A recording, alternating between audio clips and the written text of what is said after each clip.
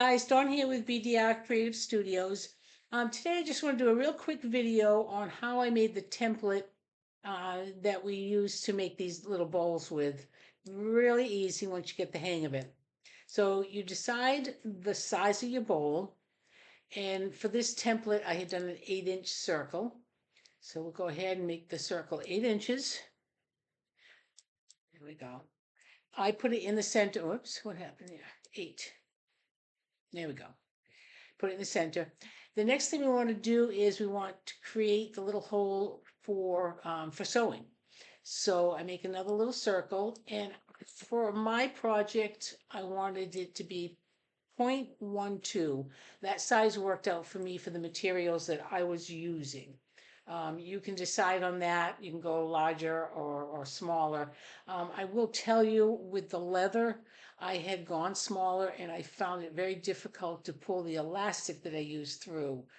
On this little red one, I did the 0.12 and it was almost too big, if it really, because the material was just that much easier to pull through. So that's something you just need to play around with. So anyways, so we take our little hole there that we're going to use, we put that in the center. And again, that's just for me to line it up. You do it however it works for you. And I'm going to bring it up to the rim. And it doesn't really matter, if you're on the rim, above it, or below it. You're using cloth, and it's going to come out a little different for every one of them anyway. It's going to look a little different. But I want this now, oops, go below the surface by about 1/4 of an inch. So I click on that, and I'm going to hit the nudge. Where would it go? Right here. So, oops, I'm just going to nudge it down. I'm looking for it. Okay, so that went down a little bit. The next thing you want to do is you now have to place the center of your object here, whether it's this circle, a square, a diamond, a face, you're doing a snowflake, you may have something, it doesn't matter what it is. You just take that item, you find its center, which when you double click on Corel, your center shows up, you bring it to the center of this circle. Whoop, it's kind of finicky here. Come on, there we go. All right, so the next thing you're going to do is you need to have it now go all the way around. We did 30 of these to go around.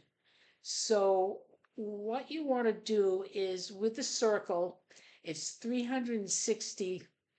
It's it's not circumference, I believe it's angle or rotation. I'm not really sure what it's called, but 360 is the number you want with your circles. You divide, you decide how many of these you want. We're going to do 30, so you divide 30 into 360, and that gives you this angle right here. And I had already done it, so it's 12. If you look here, I've got it at 29 and not 30 because it says copies. We're going to make 29 more of these. If I had put 30 in, we would have ended up with 31. So it is something you have to get a little used to. In the beginning, I did mess it up a few times. But anyways, so you plug those in, hit apply, and now you have your circles perfectly aligned with your distance. And the beauty of doing all of this is if you do this and it's off, you don't like it, it's so easy to just keep going. Have your calculator, because maybe you decided you wanted more or you want less. You just get your calculator out and do your 360 degrees, and you'll get this rotation number up here. That's the most important one. And that is it. You now have your template to make these little bowls. Anyways, I hope that helped a little bit, and we can do something a little bit more decorative another time if people want. But I think once you get the hang of this, you'll be able to figure it out. Anyways, thanks for looking, and I hope you have a very creative day.